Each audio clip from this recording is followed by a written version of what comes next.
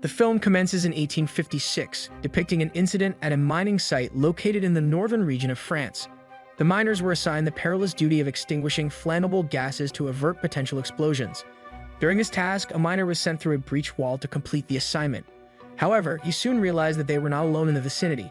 The creature's appendage swiftly disappeared into the darkness, prompting the miner to drop his candle in fright. Panicked, he hastily retreated to where his comrades were stationed. The dropped candle triggered a massive explosion. Fast forward a century later in Morocco, a man named Amir jolted awake from a nightmare. He heard a voice calling from outside and peered through the window to find his friend signaling to him. His friend shared news about a lucrative mining opportunity in France, sparking Amir's interest. Born into poverty, Amir had always grappled with financial hardship, making any job offering financial relief appealing to him, regardless of its challenges. Arriving at the designated location for screening, Amir and his friend joined a queue of other applicants. A brief explanation of the job was given, followed by individual assessments by a man who categorized applicants as either fit, marked green, or unfit, marked red. Despite Amir's friend being physically suitable for the job, his coughing led to him being marked red. Similarly, Amir, deemed too intelligent, received the same verdict.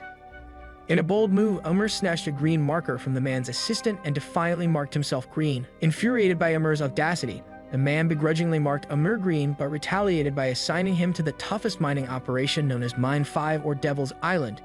Professor Bertier arrived at the mining site and met with Fear, the site manager.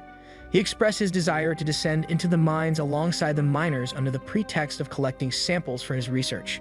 However, Fear was apprehensive about allowing an inexperienced individual into the potentially hazardous environment of the mines. Despite his reservations, Fear reluctantly agreed to grant Professor Bertier access after being bribed by the foreman. An accident occurred in Mine 5, leaving the workers in shock and disgust as they witnessed a miner suffer a grievous injury, losing his leg. As the injured miner was rushed to the on-site medical facility, Fear and Professor Bertier discovered that the courageous individual who had aided his fellow worker was Roland, renowned as the best miner on site. Fear summoned Roland to his office and informed him of the decision to allow Professor Bertier into the mines.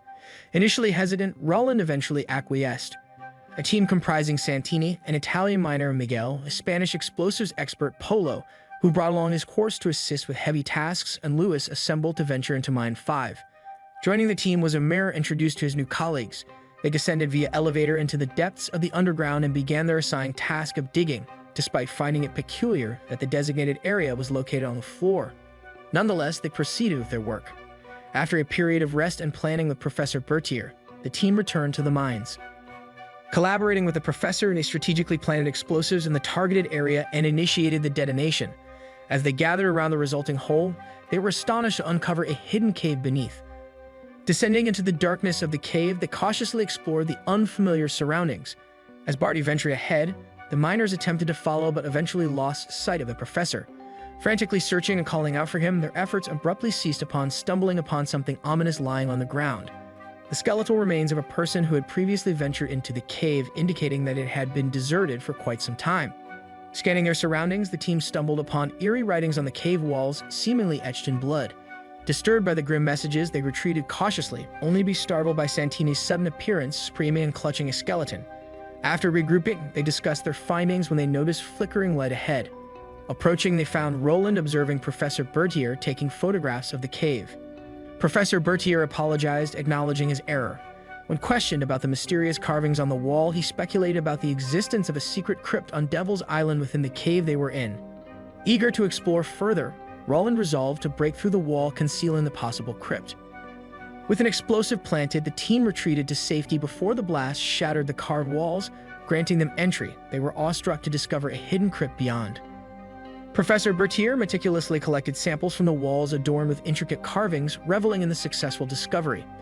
Despite objections from the others, Louis ventured into the crypt alone. Concerned, the team reluctantly followed, uncovering the remains of the miners who had vanished in 1856, leaving them deeply unsettled by the haunting revelation.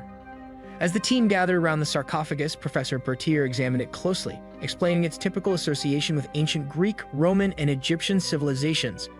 An argument ensued among the professor and the miners as they debated what to do with their discoveries. Before leaving the crypt, Professor Bertier snapped a photograph of the sarcophagus, then joined the others as they approached Polo's horse.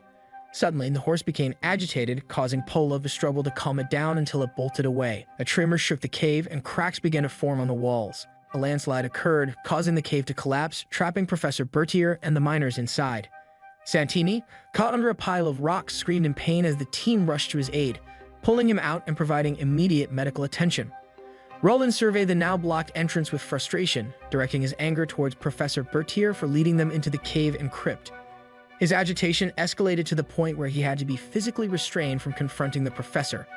Taking charge, Roland attended to Santini's injured leg, albeit causing him further pain in his attempts to provide aid. Meanwhile, Amir, having wandered away from the group after the collapse, searched frantically for them. He stumbled upon the entrance to the crypt and cautiously entered, startled when Louis grabbed him.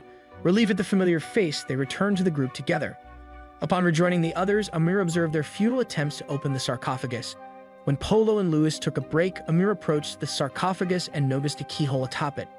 Retrieving a small object from his bag, he inserted it into the keyhole, prompting a surprising sound emanating from within the sarcophagus. As Louis and Polo excitedly opened the sarcophagus, their eyes gleamed with the promise of treasures within. Consumed by greed, they hastily grabbed whatever they could lay their hands on, ignoring Amir's discomforted gaze. Amir attempted to retreat to Roland and inform the others of Louis and Polo's actions. With fear rising, Amir fled from the duo, leaving them to their avarice. Their plunder abruptly ceased when a menacing growl echoed from behind them, causing Louis and Polo to freeze in terror.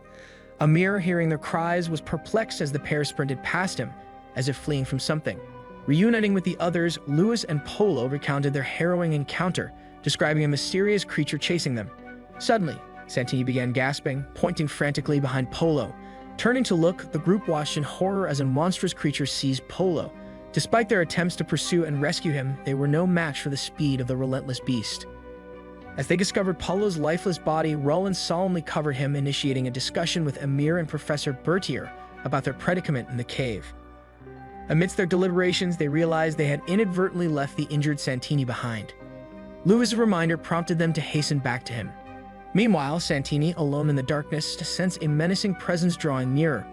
Desperate for visibility, he utilized the flash from Professor Bertier's camera, only to be met with terror upon spotting the advancing monster. Upon their return, the team witnessed the horrifying sight of the creature gripping Santini by the neck, his lifeless body succumbing to the brutal assault. As the remaining team members explored the crypt, Professor Bertier deciphered ancient inscriptions on the walls. Their exploration led them to another chamber containing Polo's dead horse at its center, along with carvings depicting a legendary creature known to Professor Bertier. Reading an inscription, Professor Bertier speculated about the creature's role as an ancient deity worshipped by a cult that performed rituals and sacrifices. Amir noticed peculiar activity with the horse's body, culminating in the emergence of the monster. Fascinated, Professor Bertier attempted to communicate with the creature only to become ensnared by its bony appendages. Amir, acting quickly, closed the chamber, trapping the creature inside. Tensions rose as Amir accused Louis of awakening the creature by plundering its coffin, a claim confirmed by the stolen items found in Louis's possession. Despite their anger, the group resolved to find a way out with the help of Professor Bertier's book. When the creature's growls echoed through the crypt, they attempted to evade detection by turning off their flashlights, but their efforts were in vain as the creature swiftly dispatched Louis and Miguel. Now only Roland and Amir remained. Determined to survive, Roland continued his search for an exit, while Amir found himself imprisoned in a red room with Louis, witnessing the creature's brutal actions.